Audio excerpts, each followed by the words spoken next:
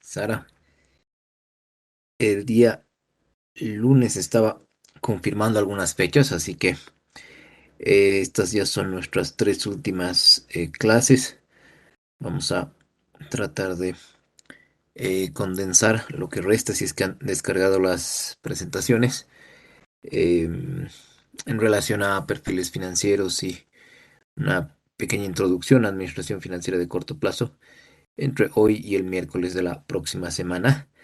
Tienen la entrega de su trabajo semestral el martes y la última nota que nos quedaría, que sería el examen, va a ser el 5 de diciembre, como estaba anticipando, a la misma hora habitual de clase, em, bajo el mismo formato, ¿no? Va a ser en Moodle, van a acceder a las 3 de la tarde y van a tener una hora y media para poder resolver el cuestionario que encuentren. Luego de ello, cualquier solicitud de aclaración de notas o de si creen que hay algún error con alguna de sus calificaciones, ahí recordarles nuevamente, conversen con las personas que me han ido enviando, ya sea el trabajo semestral o las actividades, por si no les han transmitido su calificación, ¿no? Porque en su momento ya se las he enviado con algunas recomendaciones, también observaciones. Pero eso es lo que quedaría pendiente. Ahora tendremos que procurar desarrollar el contenido que nos queda. No sé si habría alguna consulta al respecto.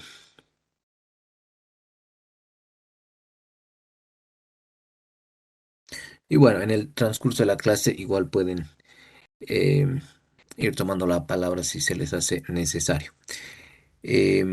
Justo el día lunes no habíamos completado la sesión con algunas preguntas sobre el material de trabajo con el que contaban.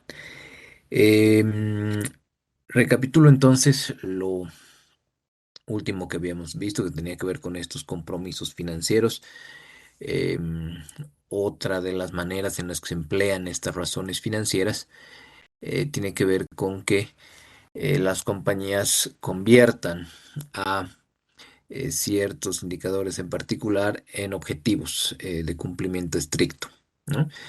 En caso de que no llegaran a acatar la propia métrica que se estén em, planteando a sí mismos, es decir, si una compañía dice que la liquidez debería estar, la liquidez corriente siempre por encima de 1,05, como hemos visto en los ejemplos, entonces si se incumple eso, bueno, se podría dar lugar a amonestaciones o incluso a una devolución anticipada del capital.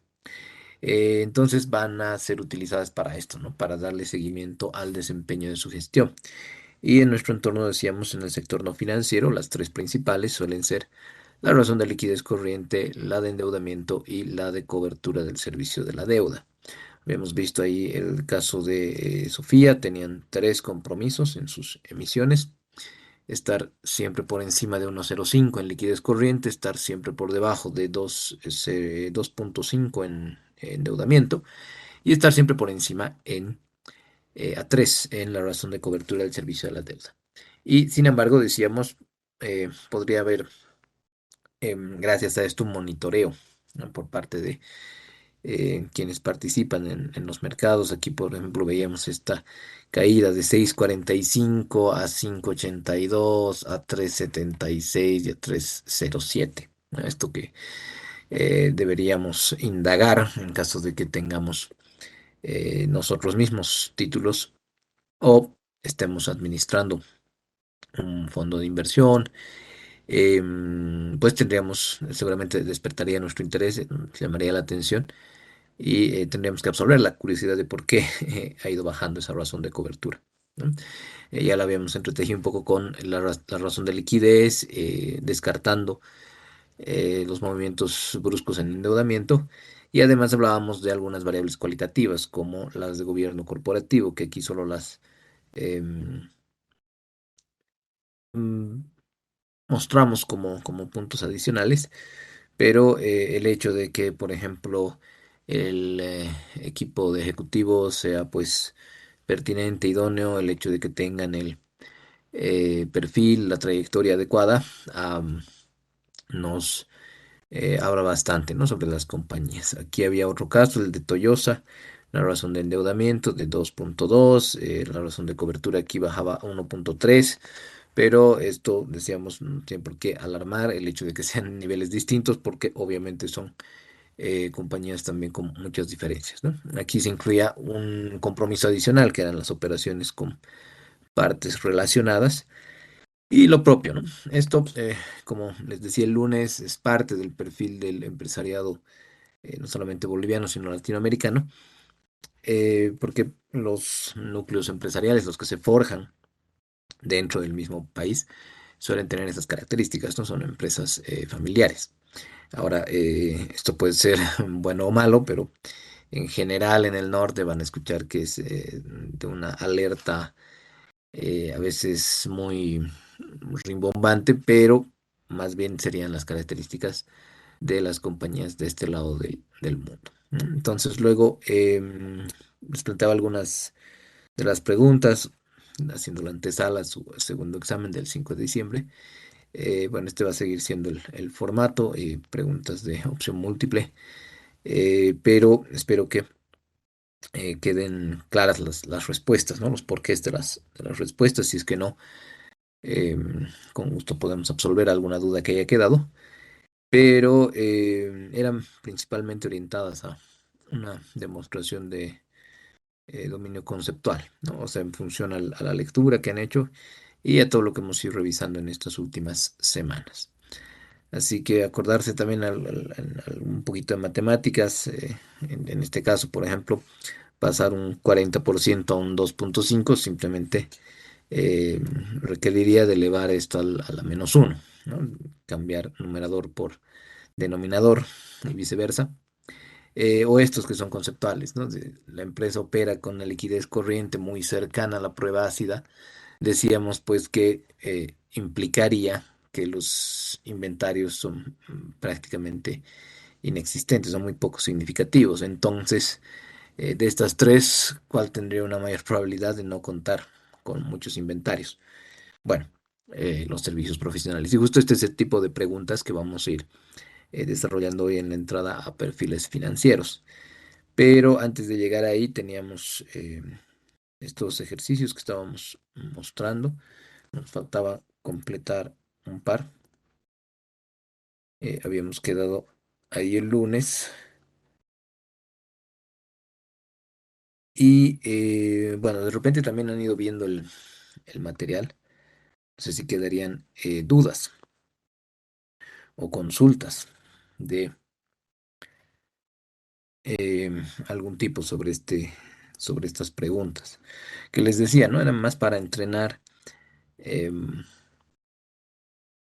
y recordar las relaciones que hemos estado viendo en las razones y también de alguna forma en las otras herramientas de análisis, en estructura y tendencia. Ahí, por ejemplo, tienen algunos datos y les justamente comentaba, esto es como un rompecabezas, ¿no? Teniendo algunos datos sobre alguna empresa, se podría llegar a obtener eh, esta otra información, digamos, cuentas por cobrar, dice aquí pasivo corriente, activo corriente. Bueno, si uno va usándolo como un modo de ejercitar, entonces sí podríamos ver, ¿no? Tenemos aquí las disponibilidades, tenemos el activo no corriente, tenemos las ventas, resultado neto, prueba ácida, liquidez corriente, periodo promedio de cobro y ROE. Entonces nos piden todos esos montos ahí para cada una de esas cuentas y podríamos partir por las cuentas por cobrar, que de nuevo, ¿no? Si tenemos el periodo promedio de cobro, podríamos ir a la inversa.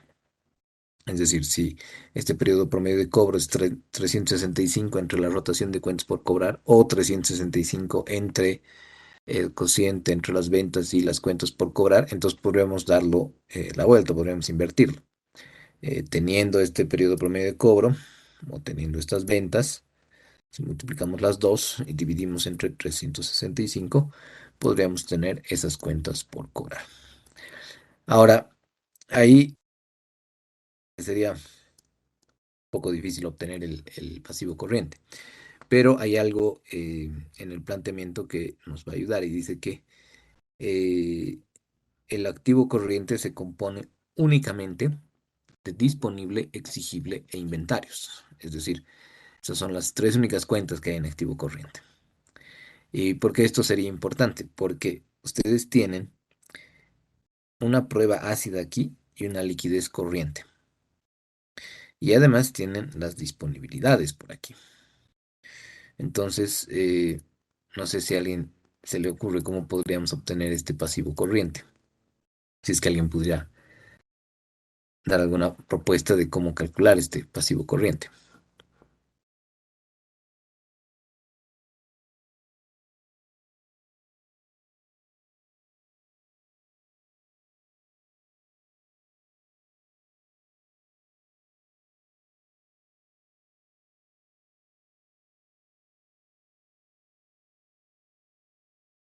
¿Alguna idea tal vez?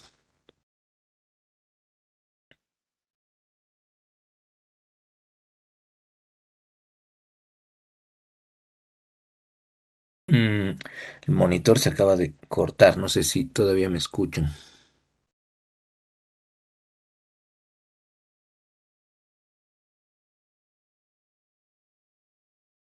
Sí, ok. Buenísimo. Entonces, mi monitor debe haberse cortado. Bueno, gracias por la respuesta. A ver, el pasivo corriente, ¿cómo lo podríamos obtener? Tenemos em, una prueba ácida acá y tendríamos de alguna forma el numerador. ¿Por qué tenemos eso? Porque sabemos que la prueba ácida es el activo corriente menos los inventarios sobre el pasivo corriente. Eso es la prueba ácida, ¿cierto? ¿Y por qué tendríamos el numerador, digo?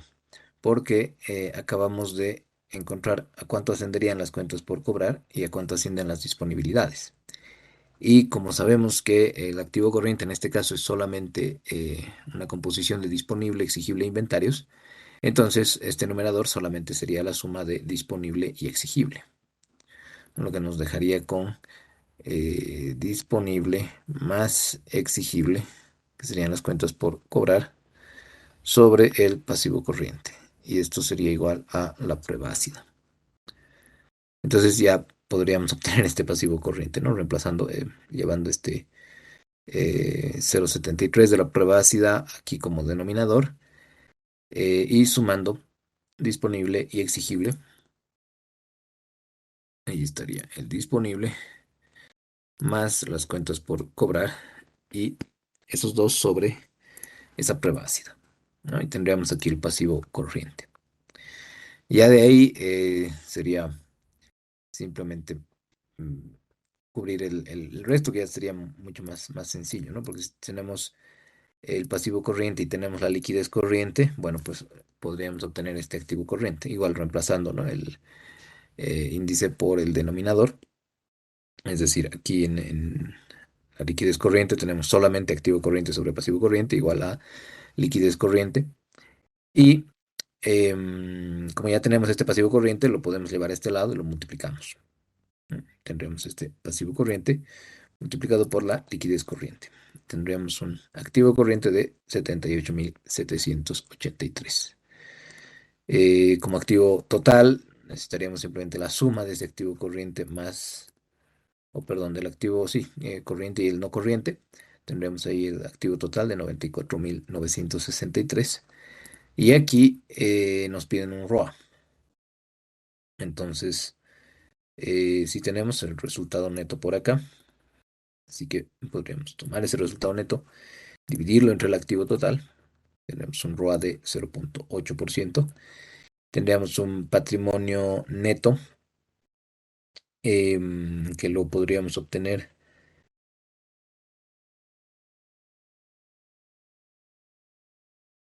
Es interesante cómo podríamos obtener el patrimonio neto. Tenemos aquí el resultado neto y tenemos el ROE. Así que, bueno, creo que eso lo habíamos hecho en el otro caso, en el anterior, el día lunes. Pues de todos modos ya cuentan con la resolución, pero Ese patrimonio neto sería tomar el resultado neto y dividirlo entre el ROE. Entonces ya sabríamos que patrimonio neto sería de 38.776. Y finalmente, bueno, a través de la ecuación general contable, tendríamos este activo total, le restaríamos el pasivo corriente, le restamos el patrimonio neto y tendríamos un pasivo no corriente de 11.168.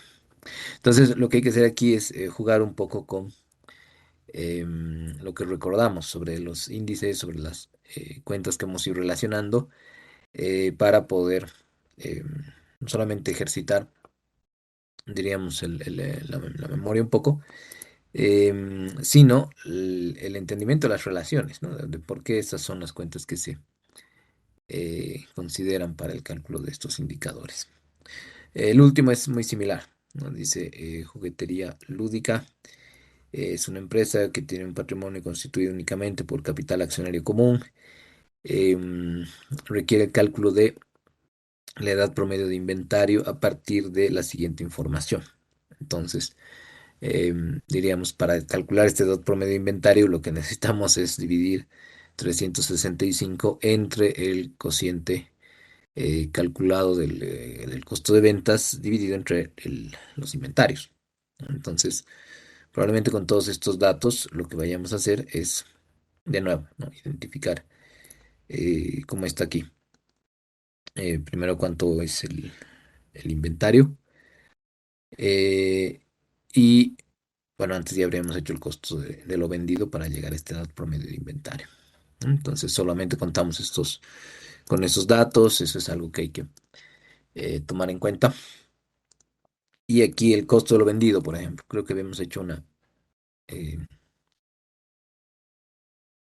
una división similar el lunes, ¿no? Si tenemos las ventas y tenemos el margen bruto, podríamos tener el costo de lo vendido. Es decir, ¿qué pasa si yo multiplico estas ventas por el margen bruto, por ejemplo? 105.423. Eso sería el costo de lo vendido. Para nada, ¿no? Más bien, tenemos que sacar el recíproco de este margen bruto, este 12.20, porque el costo de lo vendido sería justamente eso, ¿no? La razón, si quieren, de costo de lo vendido respecto a las ventas. Entonces aquí habría que multiplicar por uno menos ese 12.20 para tener ese costo de lo vendido. Entonces ahí tendremos 758.704. Y bueno, sabríamos que este es el monto que hay que dividir entre el inventario para llegar a la rotación de inventarios y luego tomar la cantidad de días en el año y dividir entre esa rotación para llegar a esta edad promedio de inventario. Pero seguramente se nos va a dificultar obtener ese inventario. Solamente contamos con estos datos, así que si bien aquí, obviamente por dejar el ejercicio como hoja de trabajo, tienen una pauta de qué pasos podrían seguir.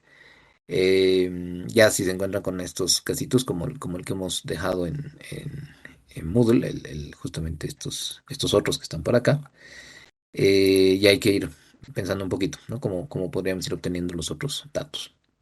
Entonces aquí, por ejemplo, tenemos el patrimonio y tenemos el ROE, pero no tenemos el resultado neto. Lo que sí tenemos es este margen neto y tenemos las ventas. Así que la multiplicación de esos dos, si las ventas por el margen neto, eso es el resultado neto, ¿cierto? Y ese resultado neto dividido entre el ROE, ya habíamos hecho en varias partes, nos permitiría obtener el patrimonio. Ahora, el pasivo corriente. ¿Por qué tendríamos aquí la posibilidad de encontrar el pasivo corriente? A ver, tenemos patrimonio y tenemos pasivo no corriente. Entonces,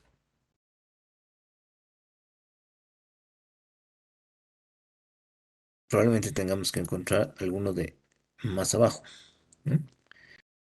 Em, o este pasivo corriente lo podemos encontrar de otra forma. Ah, ya. Ahí está. Esto está también interesante. No sé si a alguien se le ocurre cómo encontrar este pasivo corriente.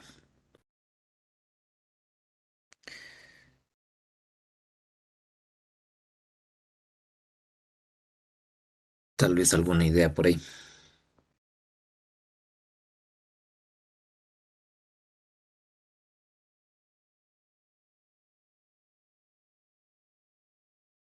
tiene que ver justamente con, a ver, disponibilidades entre pasivo corriente pueden ser igual a la razón de efectivo.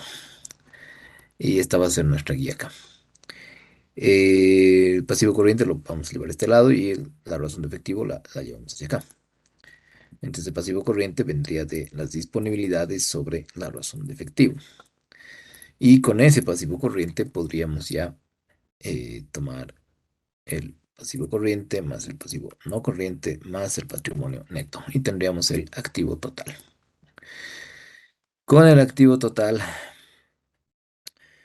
podríamos obtener el activo corriente deduciendo el no corriente. El no corriente lo tenemos aquí como dato, así que la diferencia la vamos a obtener de esa forma, 542.232. Y aquí, bueno, habría que usar el datito que hasta ahora no hemos empleado, que es este de la prueba ácida. Y bueno, ¿de qué forma? Eh, Volviendo, ¿no? A que el activo corriente menos el inventario sobre el pasivo corriente es igual a la prueba ácida, teniendo nosotros prueba ácida y teniendo activo corriente y teniendo pasivo corriente también.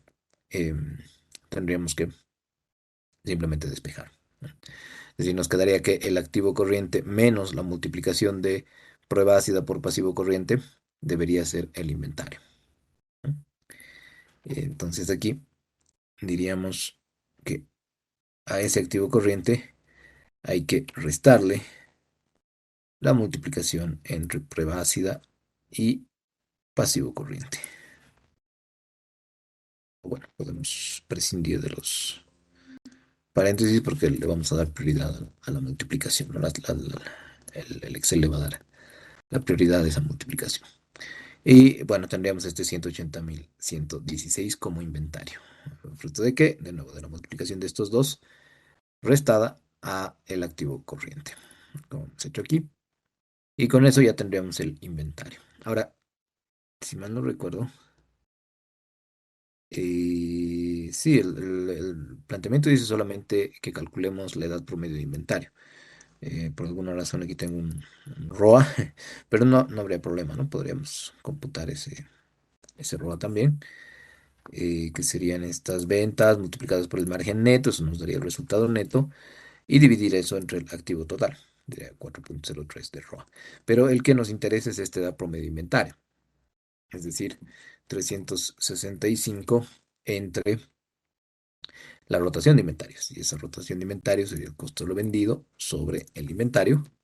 Y tendríamos esta cantidad de días en edad promedio de inventario, ¿no? Obviamente son ejercicios un poco más de acordarnos las relaciones que hemos ido viendo.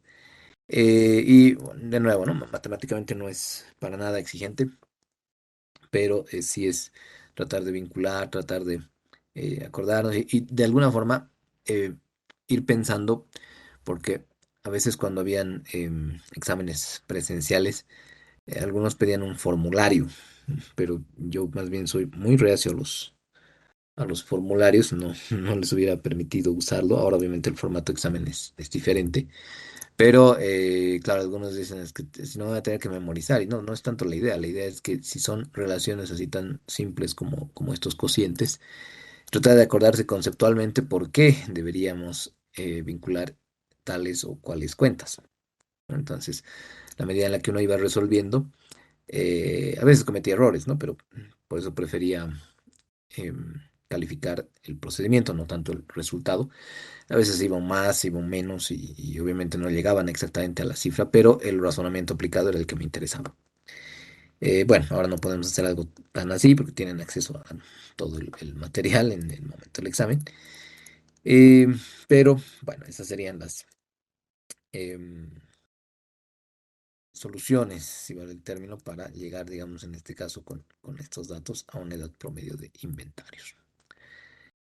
Hasta acá de repente alguna duda, algún comentario, alguna inquietud, no lo sé.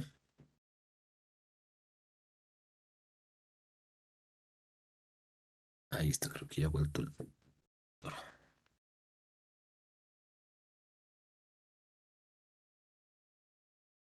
Bueno, de todos modos, si es que eh, deciden revisarlo, la resolución de los requerimientos, es decir, del PDF, está en Moodle también disponible. Nosotros entonces vamos a continuar con ya ver algunas situaciones, algunos casos en los que justamente se refleja más este sentido de interpretación de lo que nos dicen las cifras, ¿no? Con algunos ejemplos. Em, en este primer caso, lo que tienen son tres compañías, ¿no? Tres montos, los ingresos, el resultado bruto y el resultado neto, de tres empresas muy conocidas por todos, Acer, Lenovo y Toshiba.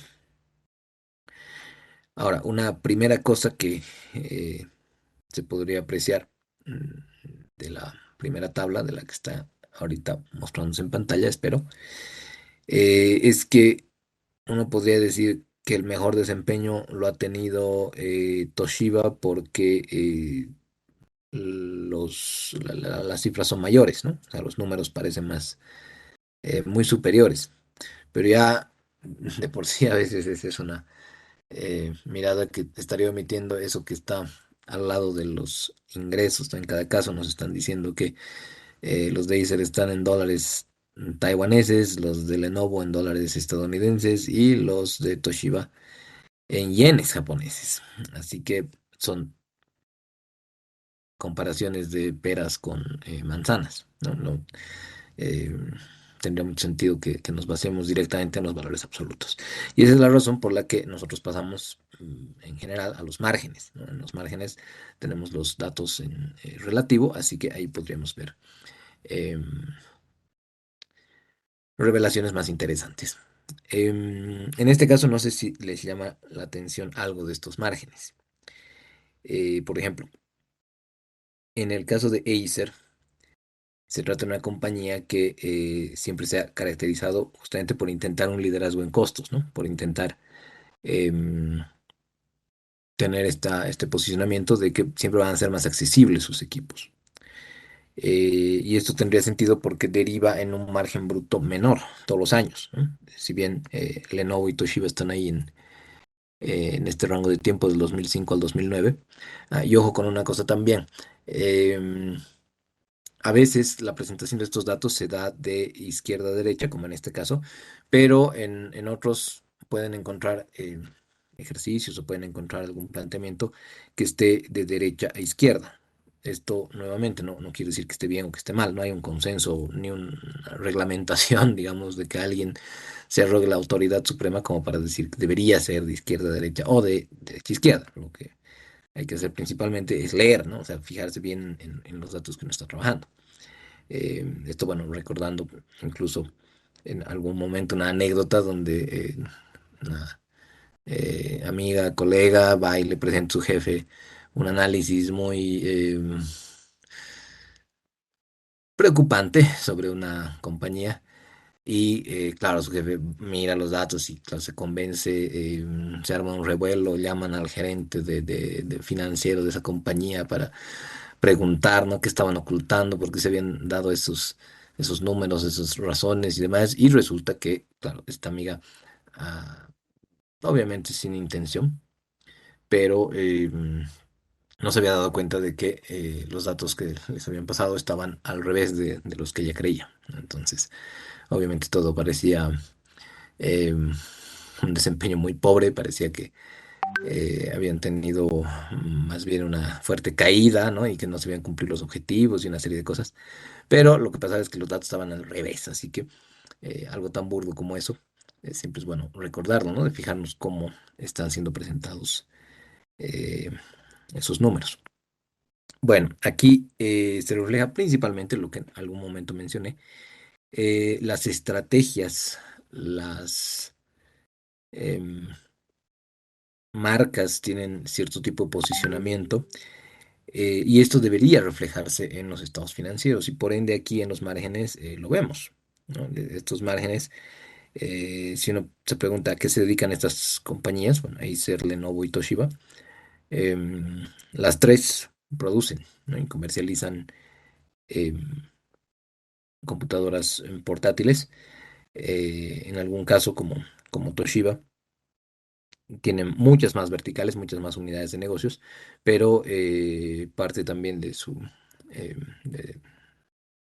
de, de sus operaciones tiene que ver con producir computadoras portátiles. Ahora, la pregunta sería, si producen computadoras portátiles o producen dispositivos electrónicos, ¿no deberían tener los mismos márgenes? Y de nuevo, no, mil veces no tienen por qué tener los mismos márgenes. Pueden haber parámetros, pueden haber algunas regularidades, pero aquí más bien lo que se refleja es esta diferenciación en cuanto a la estrategia. Si Acer, como les decía, quiere tener más un liderazgo en costos, lo refleja en su margen bruto. Refleja un margen bruto más consistente de que va de 10.7, 10.9, 10.3, 10.5, oscila, ¿no? Oscila, pero poquito. Se mantiene en este rango. El máximo es el 10.9 y el mínimo creo que es el 10.2. Y esto significa que tiene muy estable su margen bruto. A diferencia, por ejemplo, de Lenovo y todavía de forma más pronunciada en el caso de Toshiba. Toshiba va de 26.5 en el mejor de los casos a 19.4, que ya es una brecha de 7 puntos porcentuales casi. Entonces, de 7 puntos porcentuales a menos de uno, ¿no? Serían 0.7 puntos porcentuales el rango entre Acer y Toshiba. Bueno, ya nos van diciendo eh, algunas pautas, ¿no? Sobre la compañía. Ahora, Lenovo igual tiene una brecha, ¿no? De 10.8 a 15 en su mejor año, que es el 2007, de estos cinco que mostramos. Y de nuevo, ¿no? Sería significativo, serían casi 4.2 puntos porcentuales. Entonces, dependiendo, ¿no? De lo que quiere reflejar la empresa, de lo que quiere mostrar, si incluyéramos, por ejemplo, a Apple aquí, seguramente el margen bruto sería mucho mayor. Y sin embargo, donde ellos tienen una brecha más fuerte, sería en esta relación margen bruto, margen neto, como lo estamos mostrando aquí. Probablemente la veríamos más con el margen operativo, pero ¿por qué hay esta diferencia, por ejemplo, entre el margen bruto y el neto de Acer, el margen bruto y el neto de Lenovo y el de Toshiba? No sé si alguien tiene alguna eh, respuesta a algo curioso, ¿no? Si bien tienen el menor margen bruto los de Acer, salvo en alguna excepción, la mayor parte del tiempo tienen un mejor margen neto los de Acer. Y además hay otro aspecto, ¿no? eh, Justamente el periodo que estamos viendo acá, que son los 5 años de 2005 a 2009, tratan de reflejar algo más en un sentido de contexto. No sé si alguien em, encuentra cuál sería em, la representación de este hecho, ¿no? Un evento histórico le podríamos llamar, en uno de estos periodos, que claro, ahí se refleja muy bien en estos márgenes a los que han llegado. No sé si alguien quisiera tomar la palabra o escribir también en el chat, pero ahí hay algunos aspectos, ¿no? También.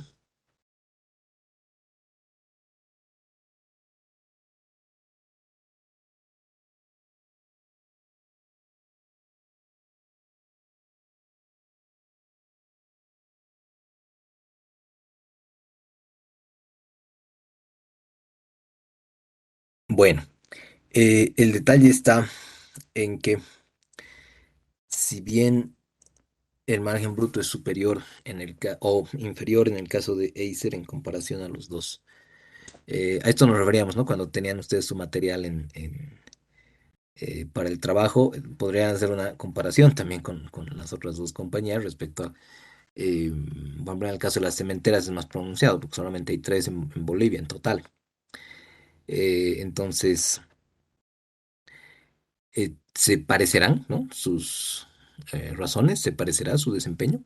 Bueno, no lo sabemos, les tocará revisarlo si es que em, deciden enriquecer su trabajo. Pero aquí Acer tiene un menor desempeño en el margen bruto y sin embargo los otros dos son mayores, a pesar, como decíamos, de que en la mayoría de los casos el margen neto es menor. Em, para las dos compañías, para Lenovo y para Toshiba, terminan con un margen neto menor. Bueno, esto tiene que ver justo con la estrategia, no porque alguien decida vender por volumen, que sería justamente una característica del liderazgo en costos, ¿no? Ahí de nuevo voy a priorizar la rotación, no voy a priorizar el margen. Em, o los distintos tipos de márgenes. Entonces, yo prefiero, ¿qué prefieren ustedes? ¿Vender millones de su producto con una ganancia de 10 centavos por unidad? ¿O prefieren vender solamente 10.000 unidades de su producto, pero ganando $100 por unidad? ¿Qué prefieren, no? Em, Obviamente ahí cada quien tendrá sus razones para optar por una o por otra vía, pero lo que es importante concluir es que hay negocios que hacen los primero, hay negocios que hacen lo segundo, porque entienden muy bien no solamente sus modelos como tales, sino el contexto, los entornos, las contrataciones y bueno, lo que terminamos de ver en otras materias. Así que esa sería la razón, ¿no? Posiblemente si tú tienes una orientación eh, más enfocada en la diferenciación o incluso en los nichos, probablemente los gastos de comercialización van a ser más fuertes. Y aquí la brecha entre margen bruto y margen neto está pues influenciada por eso, ¿no? Está influenciada por los otros gastos operativos, está influenciada por los gastos financieros, está influenciada por toda la parte no operativa y esa es la que constituye esa brecha que está ahí, ¿verdad? La brecha que tiene Acer entre margen bruto y neto es muchísimo menor a la que tienen las otras dos. Y complementando esto con lo de eh, el evento histórico, ¿no? O sea, ¿cuál es el peor año para las compañías? Bueno, no podríamos saber con información tan limitada, pero por lo menos lo que sí se puede ver aquí es que el año donde tanto Lenovo como Toshiba han tenido un margen neto negativo ha sido el 2008. Y esto es algo usual. Las compañías, de nuevo, que se dedican al liderazgo en costos, suelen ser más resilientes a las crisis económicas, suelen ser menos sensibles, ¿no? Su elasticidad es menor en relación al desempeño de la economía. ¿Por qué? Porque como ofrecen productos más económicos, más populares, podríamos decir, entonces la gente los va a seguir comprando, haya crisis o no haya crisis. Eh, Alguien podría discutir esto con el hecho de que estos son dispositivos electrónicos, no son una necesidad tan imperiosa, ¿no? No estamos hablando de alimentos, por ejemplo. Pero ahí se pronunciaría más todavía mi razonamiento, ¿no? El pan, por ejemplo, se va a vender independientemente de que haya o no haya una economía sólida o no. Entonces, se tiene que vender, ¿por qué? Porque es muy poco elástico, ¿no? En cambio, en estos otros dos casos donde hay más un tema de marcas, hay un tema en el que a veces las empresas que ofrecen productos, accesorios aspiracionales, les llamamos, ¿no? Estos productos de lujo, estos productos que tratan de ser artículos que son sumamente costosos, pero tratan de satisfacer otro tipo de necesidades, ¿no? Pero cuando hay una crisis como la de 2008, cuando hay condiciones económicas desfavorables, entonces la demanda de esos productos suele reducirse, ¿no? Porque claro, la gente se pone a pensar un poquito y dicen, no, esto no es tan imprescindible que lo compre ahora, ¿no? Entonces un perfume, una joya, un anillo, que si un reloj, no, eso no es tan imperativo. Y por eso es que el 2008 se pronuncia más para estas dos compañías que para Acer, porque de nuevo, ¿no? Ahí estaría de nuevo la pregunta, ¿qué prefieren vender 100.000 con $1 de ganancia por unidad o prefieren vender 1.000 pero con $1.000 de ganancia por unidad? Bueno, al final es algo que considerar, ¿no? Entonces en cada compañía se van a ver reflejados esos aspectos. Luego, este otro ejemplo también es una muestra de cómo el analista debería ir engrosando la información con la que cuenta para poder llegar a las conclusiones, ¿no? Que esto a lo que me he referido hasta ahora como el tejido de no solamente una razón o una herramienta, un análisis vertical, un análisis horizontal, sino ir tratando de emplear la mayor cantidad de indicadores para que nuestra conclusión, nuestro insight, nuestra revelación se vuelva más solvente, la podamos sustentar más. Y esta tiene que ver con una compañía que estaba teniendo este comportamiento en el ingreso total y el exigible, ¿no? De buenas a primeras parecería que no hay nada interesante por ahí, pero empezamos a justamente aplicar lo que hemos visto, ¿no? Por ejemplo, una variación porcentual interanual nos diría que de 2014 a 2015 había una caída leve de 3,2 en el caso del ingreso y de 1,3 en el caso de las cuentas por cobrar, pero ya en el 2016 hay una diferencia, ¿no? Porque si bien el ingreso hay una recuperación, si vale el término, es de casi 19 para el caso de los ingresos, en el caso de las cuentas por cobrar ya es casi de 39, incluso podríamos hablar de llegar a los 40. Entonces, ¿por qué esto llamaría la atención? Porque de nuevo, uno siempre tiene que considerar que los ingresos van a tener mayor calidad, como dicen algunos autores, mientras sean generadores lo más inmediatos posible de flujo de efectivo. Entonces, si uno vende más a crédito y no es algo premeditado, es decir, es algo que no está siendo parte de alguna estrategia, entonces hay que revisar si es que esa era efectivamente em, el corolario al que se quería llegar, es decir, si es que uno de verdad quería obtener ese desempeño, ¿no? Entonces ahí, bueno, abajo hay algunos comentarios que se van mostrando, dice, el factor importante aquí que nos da un hilo conductor, nos muestra un primer elemento, es que hay un simultáneo y mucho mayor, hay un crecimiento en ambos casos, ¿no? Pero el crecimiento mucho mayor en el exigible entre 2015 y 2016, ¿no? Y bueno, de lo que estaba mencionando, si las cuentas comerciales por cobrar se incrementan más rápido que los ingresos, ya aquí podríamos empezar a pensar, ¿no? ¿Qué podría significar esto? Entonces, como dice, ahí, puede sugerir que la compañía esté canjeando ventas futuras por actuales, o sea, uno puede decidir flexibilizar, digamos, las políticas de crédito, o podría empezar a conversar con los clientes para vender mayores volúmenes a cambio de descuentos o de alguna otra política. Pero estas podrían ser demasiado generosas, como hemos visto en el channel stuffing, ¿no? Que les mostré en algún momento esta traducción que era el relleno de canal, ¿no? Entonces, ¿qué podríamos hacer para ir em, enriqueciendo nuestro análisis? Bueno, por ejemplo, podríamos verlo desde otra perspectiva. ¿Qué pasa si yo hago una razón de exigible ingreso? ¿No? Ahí lo podría ver em, con un solo porcentaje que sintetiza lo anterior. ¿No? Sería una variación en puntos básicos del exigible sobre el ingreso de 40 entre 2014 y 2015, pero de 360 entre 2015 y 2016 en puntos básicos. ¿No? Significaría que, y esto probablemente ya a ustedes les haga pensar, ¿y qué pasa si nos vamos más atrás en el tiempo? Ok, podría ser interesante, podría ser muy válido. ¿O qué pasa si empezamos a comparar esto con otras compañías? ¿No? Justamente eso. Bueno, ahí lo que nos muestra es eso, ¿no? Que de otra forma de interpretación es esa relación.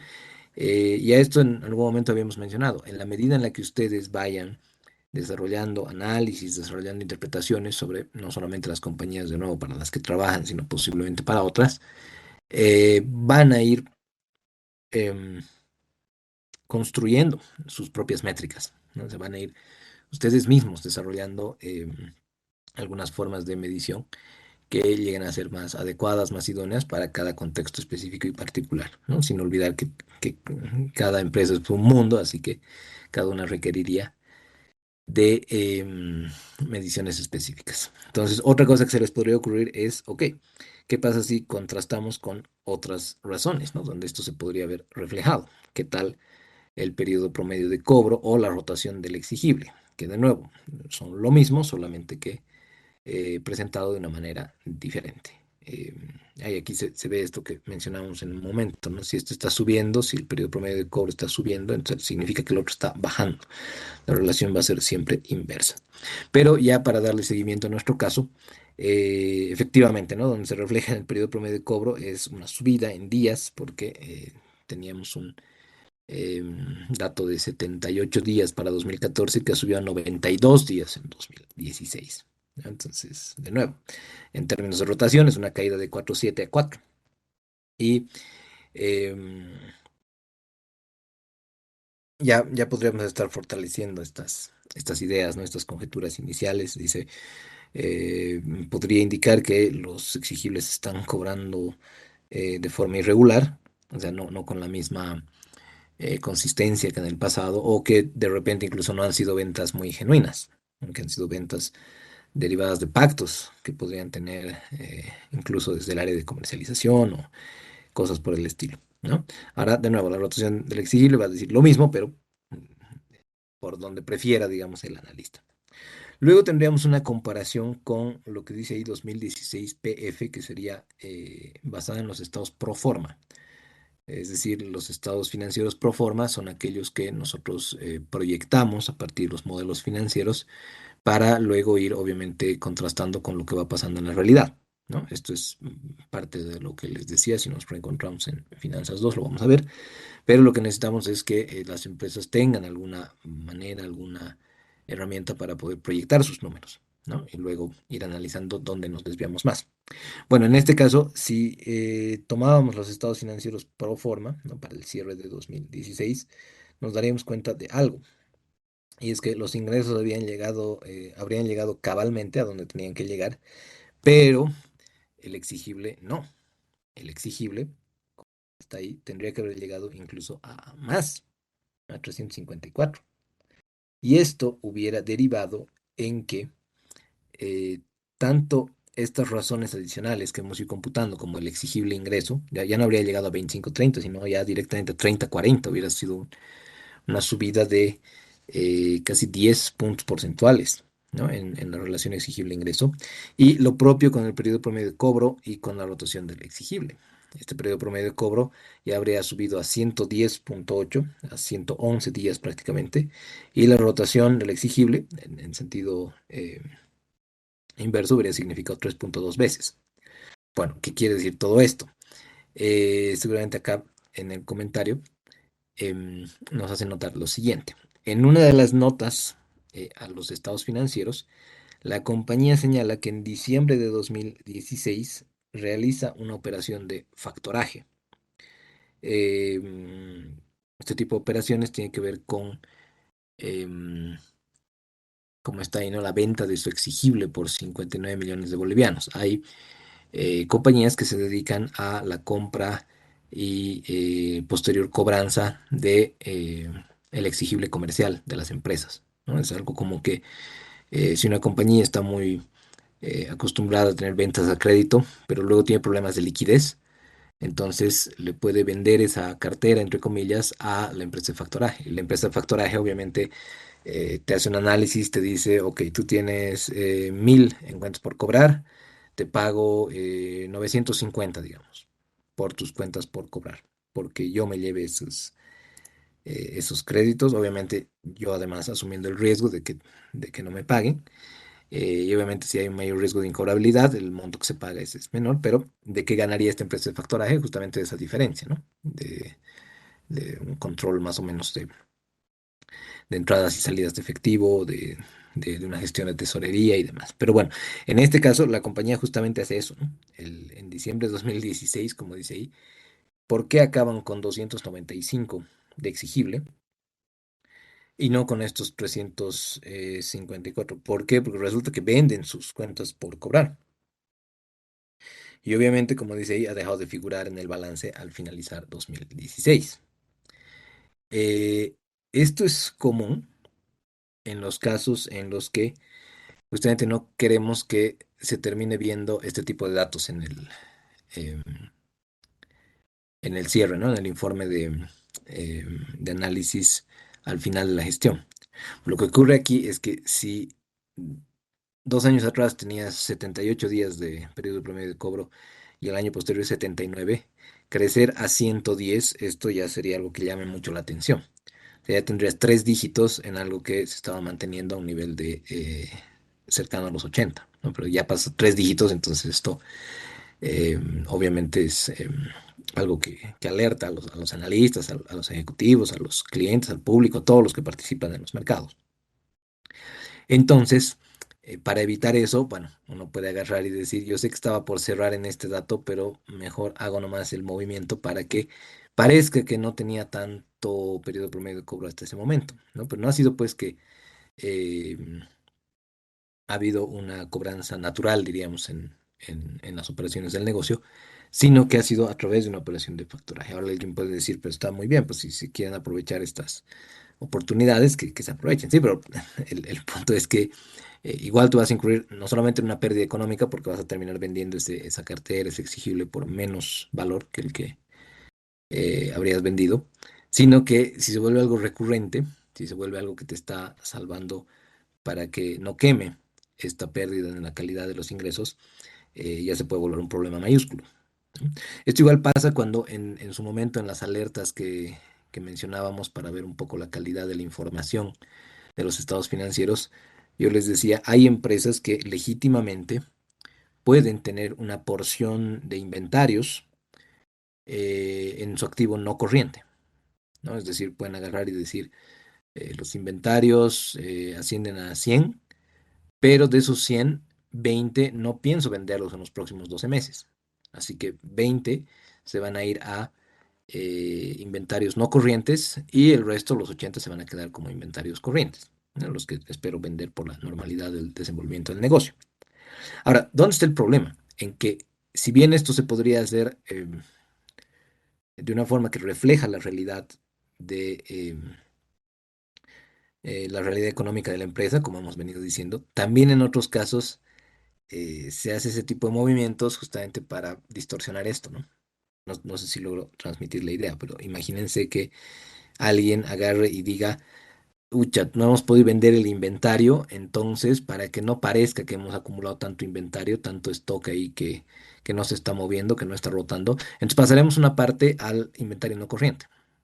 Y claro, como el periodo, la edad promedio de inventarios o la rotación de inventarios se miden solamente con la porción corriente, entonces ahí va a aparecer que esta edad o que esta rotación de inventarios es menor, ¿no? Pero de nuevo, o sea, es una apariencia, es un artificio que uno estaría ejecutando para que no despierten las alarmas, no despierten la atención de quienes están haciendo análisis y monitoreo de la empresa, ¿no? Entonces aquí, en contrastación con lo que tenía que ser el cierre de ese año, ha habido pues una reducción en el exigible y por ende una reducción en el periodo promedio de cobro, pero como diríamos, de forma eh, tal vez manipulativa. Y finalmente, otra cosa que se podría hacer es llegar a esto, ¿no? De comparar con otras empresas, pues, ¿no? Y cómo les estaría yendo a las demás.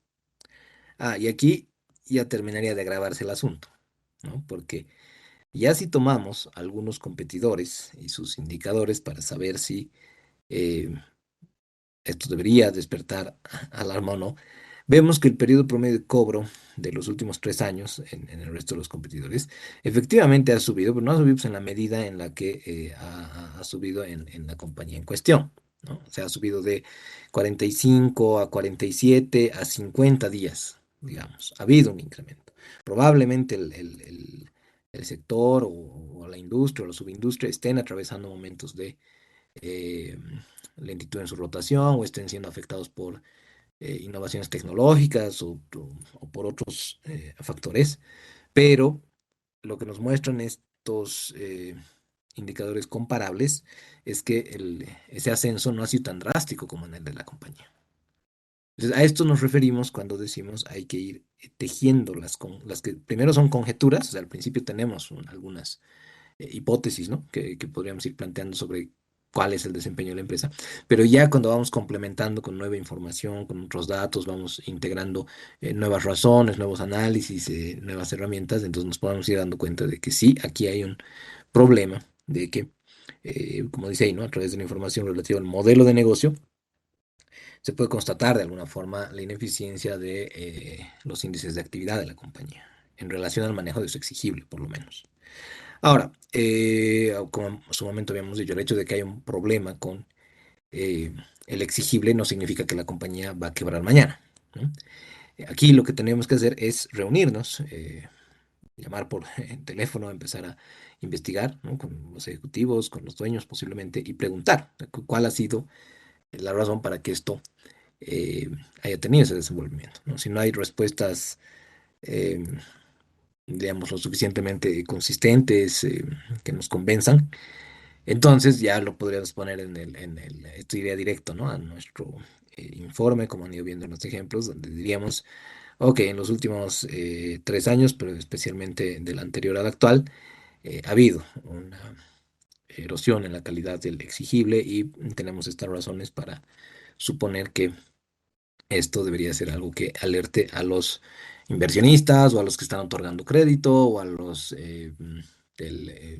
otros participantes del mercado, en fin. Entonces, a esto nos referimos cuando decimos tejido. Vamos incorporando nueva información y esa información, obviamente, va enriqueciendo o va sustentando la conjetura inicial. En otros casos puede ser que se desvanezca la conjetura inicial, no hay problema, pero la cosa es tener, en la medida de lo posible, un entendimiento mayor. Bueno, este es sobre Dell y, bueno, tiene que ver con el ciclo de conversión del efectivo, así que lo voy a dejar para después. Esto lo vamos a revisar la siguiente semana en administración financiera de corto plazo. Pero aquí habría otro casito, ¿no? De razón corriente y prueba ácida, por ejemplo. Este ya está de derecha a izquierda, es decir, hay que leerlo de 2014, 2015, 2016, siendo el último año este. Pero lo que vemos aquí es que la razón corriente se está incrementando y la prueba ácida se está reduciendo. Entonces, eh, no sé si habría alguna interpretación posible de su parte.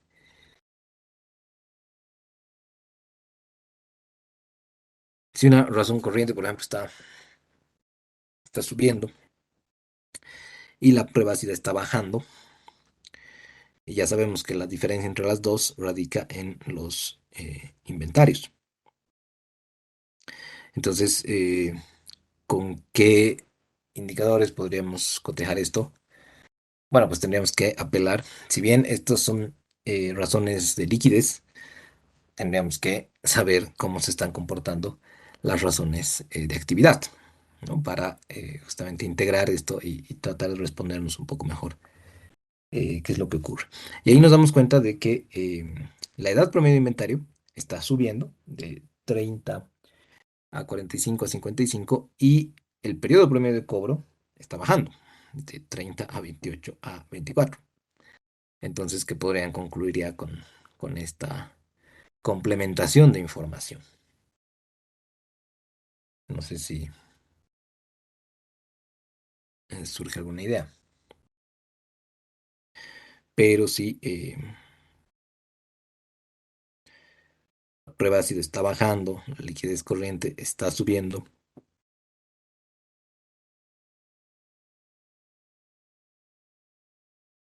y la edad promedio de inventario está subiendo también. Significa que, de nuevo, ¿no? O sea, no toma la edad promedio de inventario y dice, eh, ¿qué está ocurriendo? ¿No? O sea, si está subiendo la edad promedio de inventario, significa que está bajando la rotación de inventarios, ¿cierto? Y si está bajando la rotación de inventarios, que es costo de lo vendido sobre inventarios, entonces em, ya sabemos ahí, ¿no? O está bajando el numerador o se está ensanchando el denominador. Y parecería en este caso que es más lo segundo por el comportamiento de las razones de liquidez, ¿no? Em, Estaríamos de repente no pudiendo vender ya en este caso de una manera em, que podríamos tener más sustento para concluir. ¿Por qué? Porque estamos justamente cotejando entre dos grupos de razones, tanto liquidez como actividad. Y el periodo de cobro está reduciéndose, entonces una de dos, o estamos cobrando o lo estamos declarando como incobrable y borrón y cuenta nueva, pero de nuevo, las razones de liquidez ahí nos dicen que si estaría subiendo la razón corriente, la relación activo corriente sobre pasivo corriente, pero la prueba ácida estaría bajando, entonces aquí hay un tema netamente enfocado en los inventarios, ¿no? En posiblemente las rotaciones y tendríamos que ver si se están cumpliendo, por ejemplo, los objetivos comerciales o si es que hay algún inconveniente con el mercado, el contexto, el entorno, pero ya sería bastante, creo, evidente que lo que hemos hecho en estas semanas es justamente eso, ¿no? No, no va a agarrar una razón solita o un grupo de razones solitos y llegar a conclusiones por esa vía. Tengo que utilizar el resto de las herramientas con las que cuento. ¿Mm? Eh, este otro es de, eh, bueno, razones de rentabilidad. Aquí, sí, aquí nos podemos fijar, no sé si hay algo que llame la atención. También está de derecha a izquierda, es decir, partimos por el primer año de este rango de 2005-2009 en la columna de la derecha, y es Daimler, una compañía alemana, pero que es dueña de un montón de marcas de vehículos, ¿no? Entre ellas Mercedes-Benz. Entonces, lo que se quería mostrar de repente aquí era el impacto de justamente lo que decíamos en el caso de las computadoras. Bueno, ahí ya se puede notar, creo, ¿no? El hecho de que el margen bruto llega a su auge en 2007, en 23,62, y luego ya en 2028 baja, pero claro, como los vehículos no son algo que tienen una respuesta tan inmediata del mercado, yo sé que la crisis se ha dado en el 2008, pero donde más se ha empezado a sentir los efectos seguramente es en el 2009. ¿Por qué? Porque justamente vehículos de lujo como Mercedes-Benz, como Maybach, como otras marcas con las que puede contar la corporación, se han empezado a ver ya el 2009, ¿no? Entonces, si bien llegan en 2007, diríamos es como que el año en que tienen un mejor desempeño en estas razones de rentabilidad, pero ya la crisis de 2008 refleja una caída, por ejemplo, de 8,58 a 2,77, de 9,04 a 2,84 y de 4,78 a 1,73. 2007 es como que un año donde se goza de comportamiento que seguía la economía hasta entonces, pero ya 2008 detona, ¿no? Y de nuevo, como la respuesta en estos casos no es tan inmediata, donde se ve más reflejada es en el 2009. Vehículos de lujo, artículos de lujo, todo lo que tenga que ver con segmentos de NSA, ¿no? Desde el nivel socioeconómico A para los que manejan las nomenclaturas, la terminología de los de marketing. A esos hogares se dirigen muchas veces los productos o servicios em, de cierta forma con mayores precios, ¿no? Pero también sufren estas propuestas, estos productos y servicios cuando hay ese tipo de respuesta, ¿no? Entonces, casi todo lo que refleja de nuevo es contextualmente la crisis de 2008 para vehículos que podríamos decir de lujo.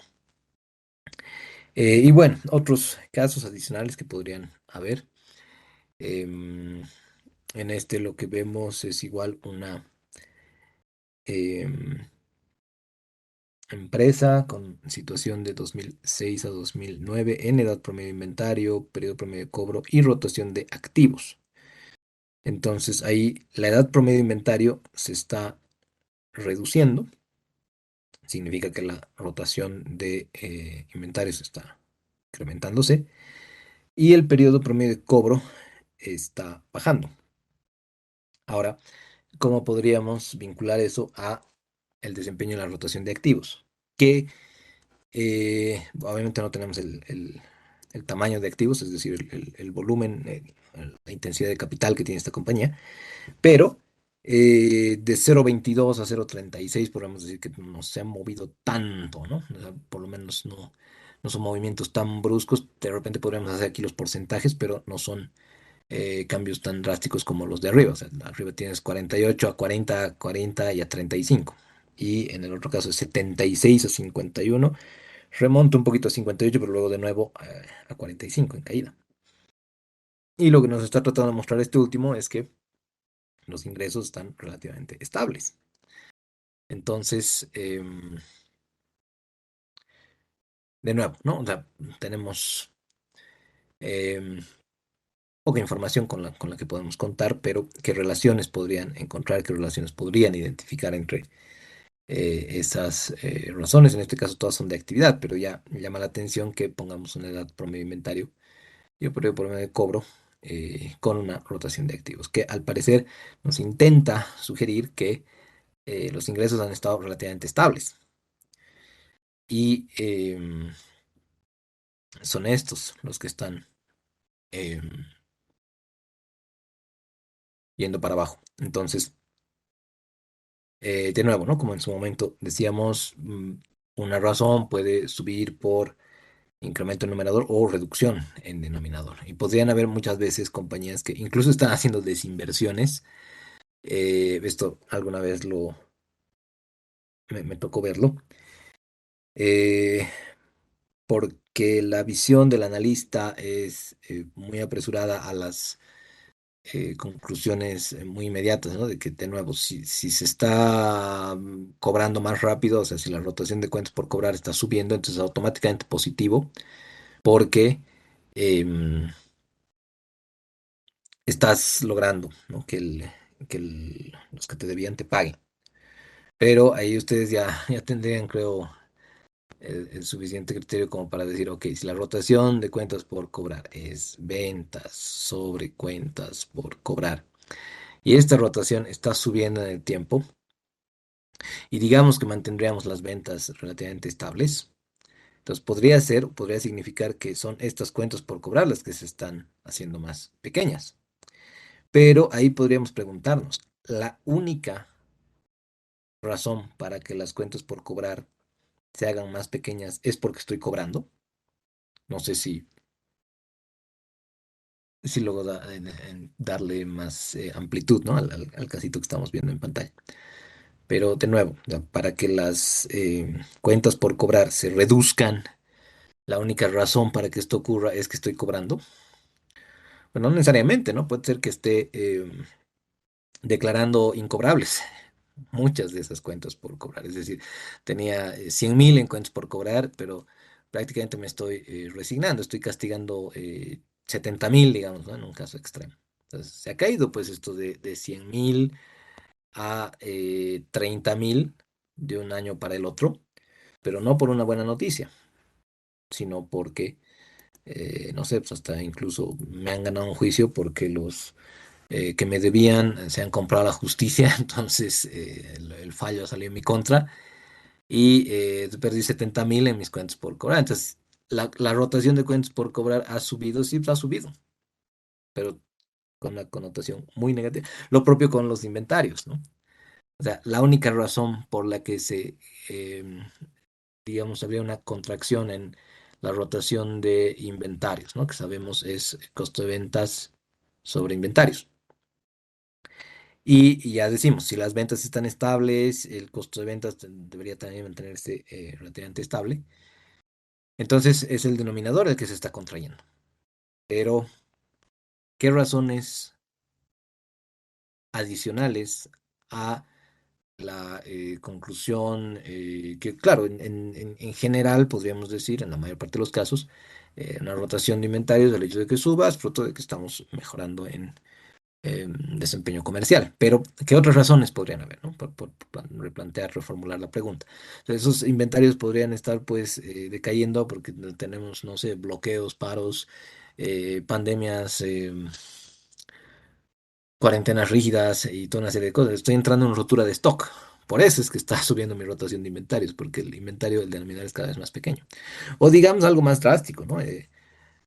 No por sonar mal agüero, pero ¿qué pasa si había un incendio, ¿no? ¿Qué pasa si había un siniestro? Teníamos nuestro almacén y lastimosamente ha ocurrido un desperfecto con la instalación eléctrica y ha ocurrido un incendio, ¿no? De un año para el otro, tu inventario que era de 50.000, ahora es pues, de 1.000, ¿no? Lo que tenías en tu tienda, digamos.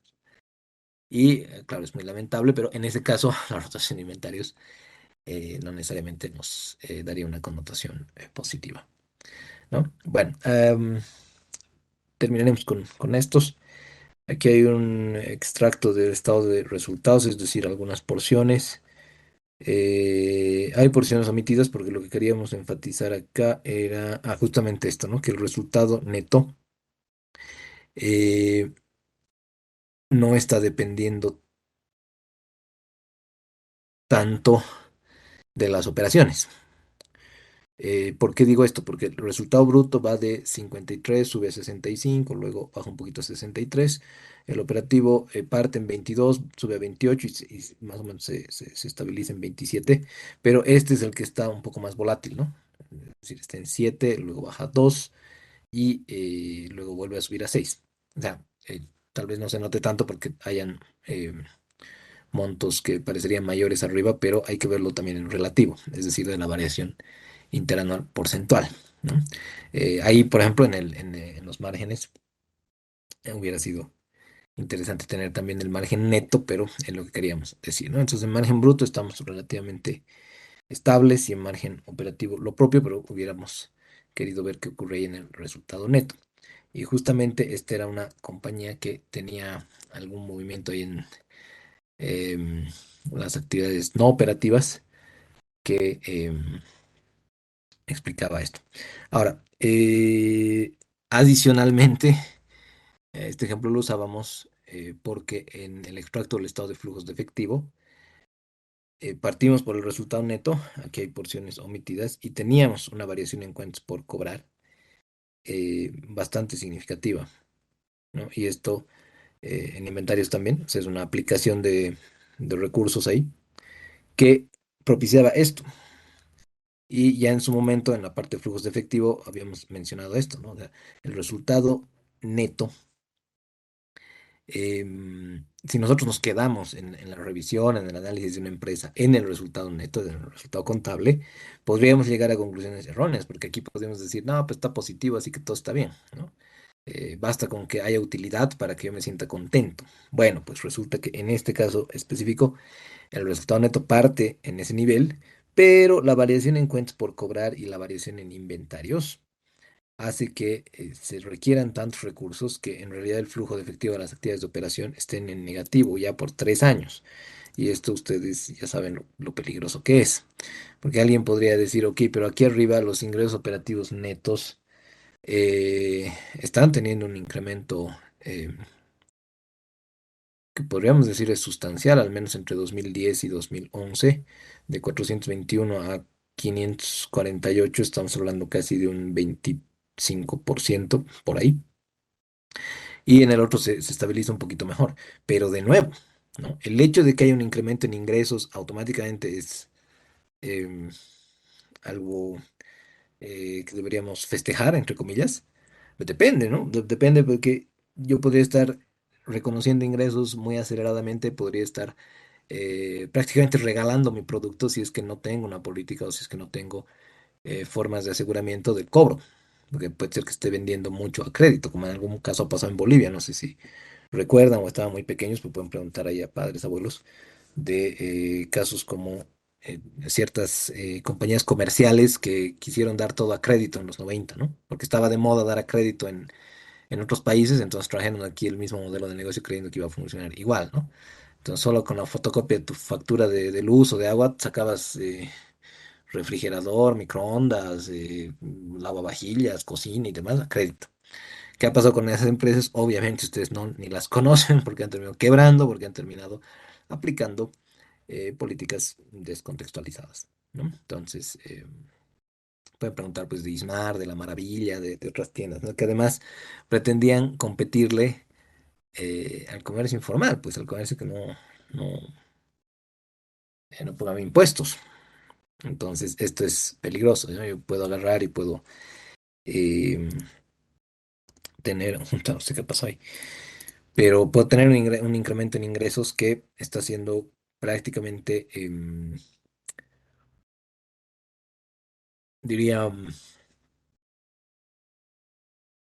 potenciado por ventas a crédito poco irresponsables, ¿no? Eh, Otra, de Lenovo, de 2008 a 2009, periodo promedio de cobro. Ah, bueno, este es un ejemplo de desagregación, porque diríamos de 2008 a 2009, esto ha pasado de 15.22 a 16.52, o sea, está prácticamente igual, está prácticamente estable, así que no hay nada que nos llame la atención por aquí.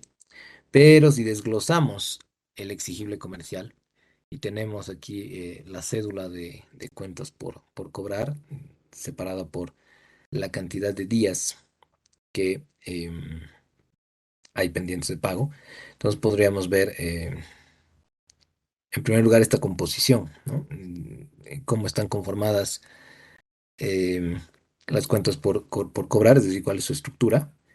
Y también este tema de las previsiones, que en algún momento habíamos dicho, ¿no? Yo puedo cambiar alegremente la política de previsión para incobrabilidad, entonces antes ponía un 5%, ahora solamente pongo un 1%, a pesar de que en el sector usan 10%, ¿no? Para tratar de mostrar que tengo un exigible comercial mayor del que en realidad debería estar reflejando. ¿Por qué? Porque en este caso, mm, vean ustedes, ¿no?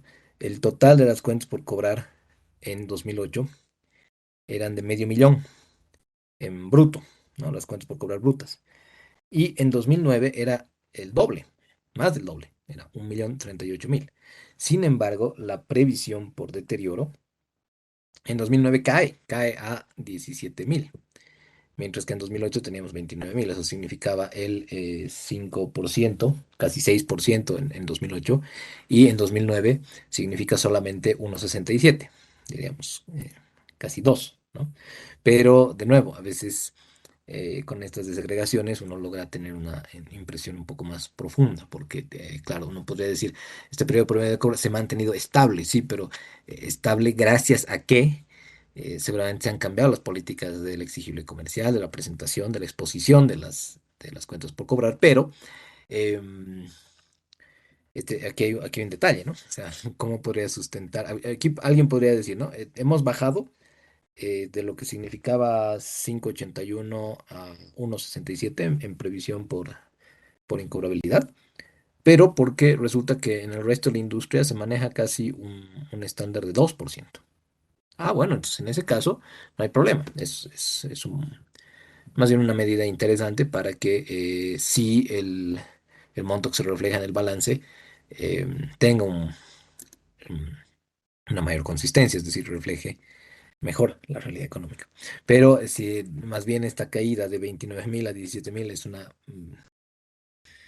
exposición premeditada para parecer que este periodo promedio de cobro nos está comportando em, de una manera que pueda preocupar, que pueda generar algún indicio de alarma, entonces ahí es peligroso, ¿no? Cuando de nuevo se tratan de manipular sesgadamente los datos. Y finalmente, bueno, este tiene que ver con DuPont, justamente con una compañía grandota que es la Shell, petrolera, bueno, del sector petrolero, pero esto también va de derecha a izquierda, ¿no? 2006 al 2009. Ahí claramente, de nuevo, ven algo que ya hemos mencionado, tanto en el ejemplo de las computadoras, como el de Daimler, como el de los vehículos, pero aquí está en el sector petrolero, ¿no? Y a esto nos referíamos con las marginalidades, ¿no? Marginalidad dice ahí impositiva, financiera, operativa.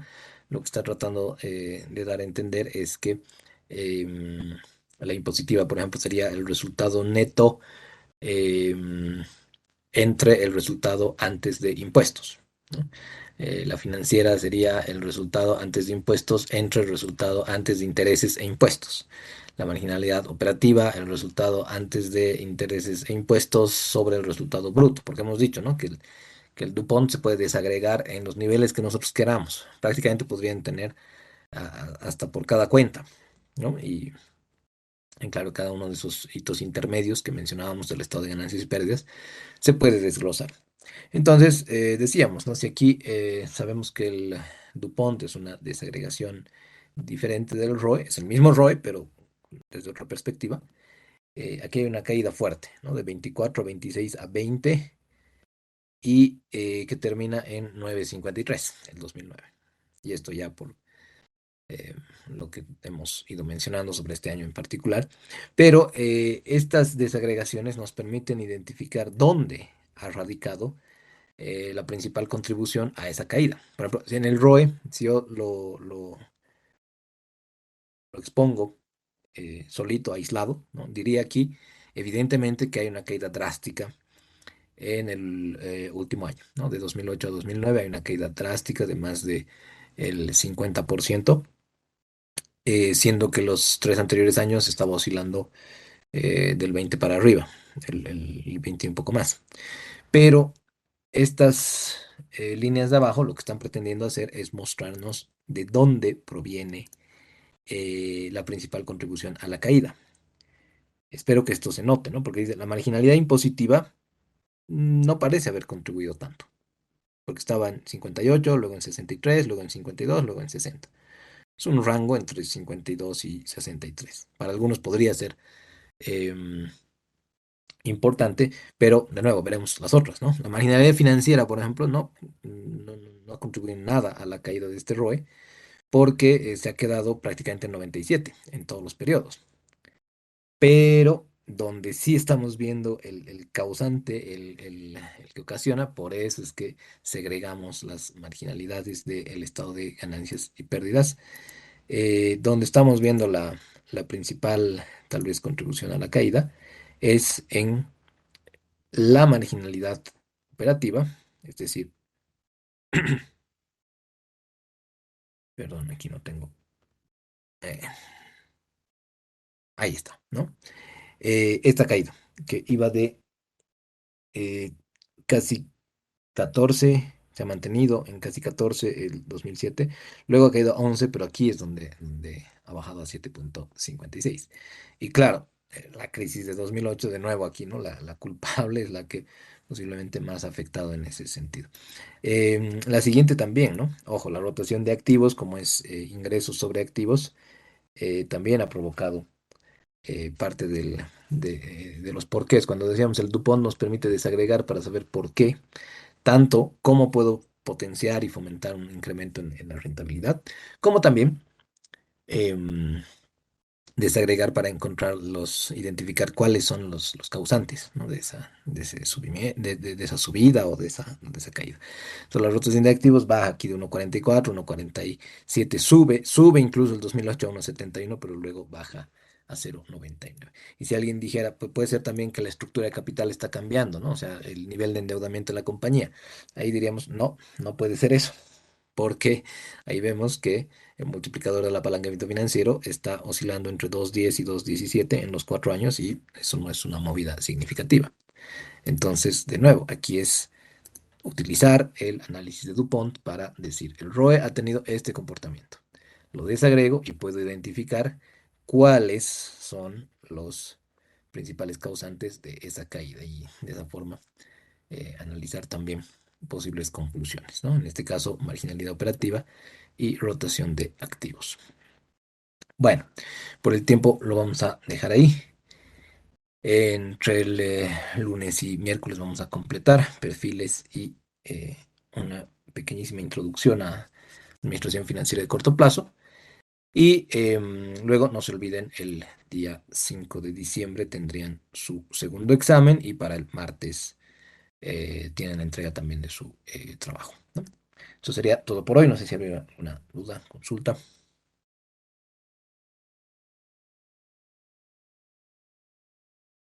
Bueno, adelante, Tiffany.